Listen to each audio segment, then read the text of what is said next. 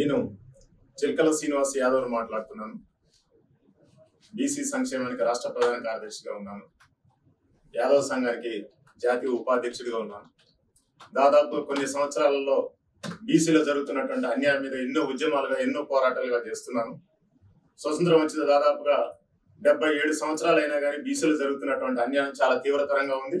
1977 వరకు బీసీలకు ఏంటన్నమాట రిజర్వేషన్ కూడా గుర్తించిన దాఖలు లేదు.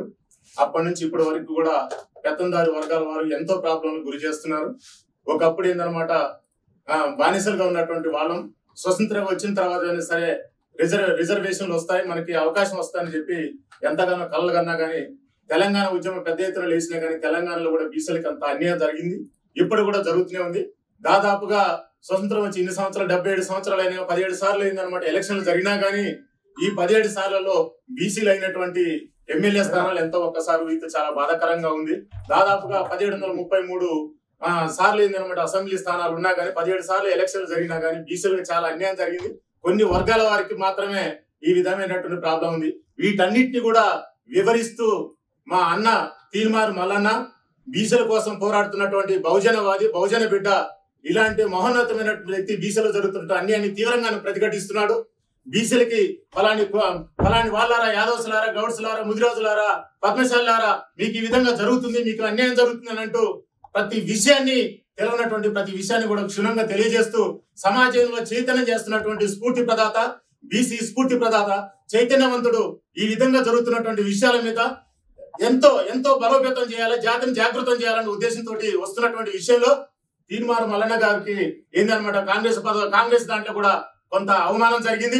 బీసీలకు అన్యాయం జరుగుతుంటే ఏమాత్రం కూడా సహించకుండా మా ఎజెండా మీ జెండాలు ముఖ్యం కాదు, మాకు ఎజెండా ముఖ్యం, బీసీల యొక్క డెవలప్మెంటే నా యొక్క లక్ష్యం అనే ఉద్దేశంతో ముందుకు వస్తున్నటువంటి మల్లన్న కూడా ఎమ్మెల్సీ పదవి నుంచి ఏందనమాట కాంగ్రెస్ పదవి నుంచి కూడా పక్కన పెట్టడం జరిగింది. అయినా కానీ తీర్మార్ మల్లన్న మా బహుజనవాది కాబట్టి గుండె నిబ్బరంతో నేనేందనమాట నియతికి వెళ్తున్నాను, బహుజనవాదులకు ప్రాబ్లం జరుగుతుంది అనే ఒక ఆలోచనతోటి ఎంతగానో స్ఫూర్తిగా ముందుకు వస్తున్నటువంటి మా అన్న మీద ఎన్నో దాడులు జరిగినా కానీ అన్నిటిని కూడా ఆలోచన చేసుకుంటూ బీసీ సంఘాలని బహుజనవాదులందరినీ ఏకం చేసుకుంటూ వస్తున్నా కానీ లాస్ట్ వచ్చే రకాలు ఏందనమాట కవిత గారు ఈ విషయాలపై ఆలోచన చేయకోకుండా ఆక్రోషంతో తీర్మార్ మల్లన్న పార్టీ పెట్టబోతున్నాడు.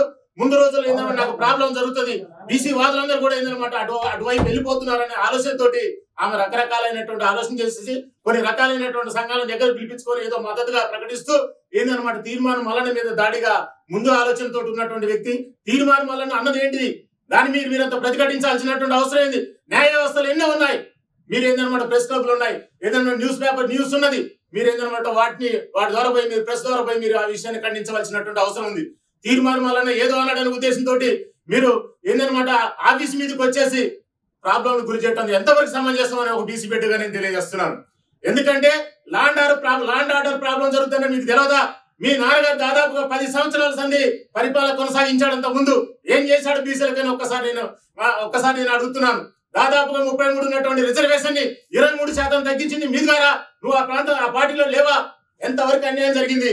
మీరేందనమాట యాదవ్ సంఘాలు ఉన్నటువంటి వాళ్ళని కూడా మొత్తం 2గా డివైడ్ చేసేసి సమాజంలో ప్రాబ్లం గురి చేస్తారు.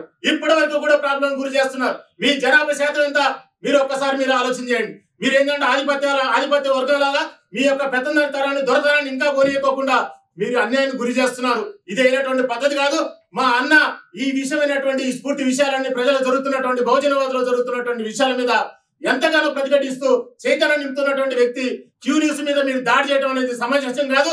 లాండ్ ఆర్డర్ మీరు మీ దృష్టిలో తీసుకొచ్చుకొని మీ విధంగా ప్రాబ్లం చేయడం అనేది సమంజసం కాదని తెలియజేస్తున్నాం. బీసీ వాదులారా, బీసీలో తెలంగాణ రాష్ట్రంలో ఉన్నటువంటి బీసీ వాదులారా మీరు ఒక్కసారి ఆలోచన చేయండి.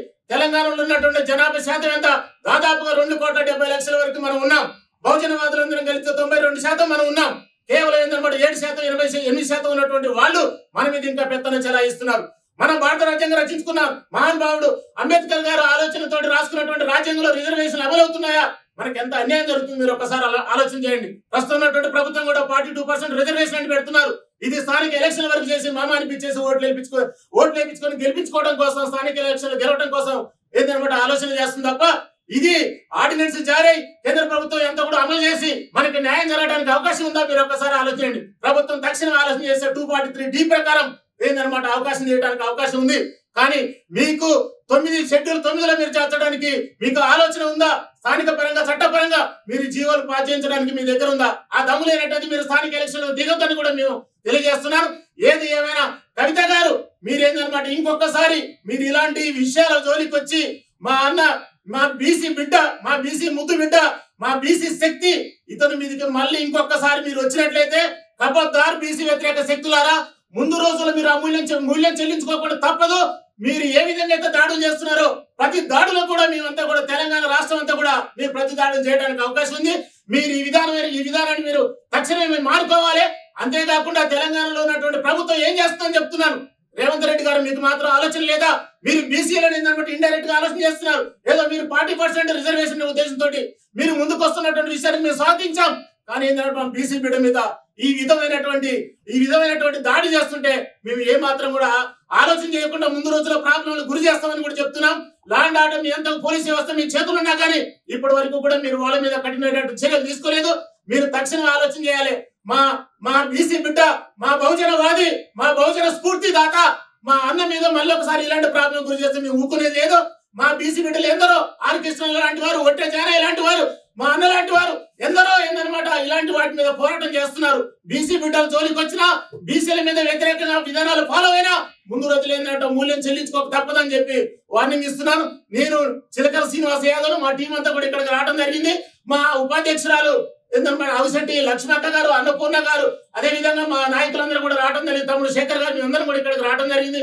మల్లన్నకు మద్దతుగా మల్లన్న మీ అంటే ఉంటాం. మీకు ఏ సమస్యలు మీ జోలికి వచ్చినా గానీ మేము మీ అంటే ఉంటాం. మీకు ఎలాంటి సమస్యలు రాకుండా రాష్ట్రంలో ఉన్నటువంటి బీసీలందరూ కూడా మీ అంటే ఉంటామని అంటూ మల్లన్నకి ఏందనమాట మల్లన్న బాధపడాల్సినటువంటి అవసరం లేదు. మనం ముందు రోజుల్లో మందే ఉంటాం. మీరు బీసీ పార్టీ పెట్టాలి. బీసీలో తెలంగాణలో ఉన్నటువంటి బీసీ వాదులారా, కుల సంఘాల నాయకులారా, మన పార్టీ రాబోతుంది.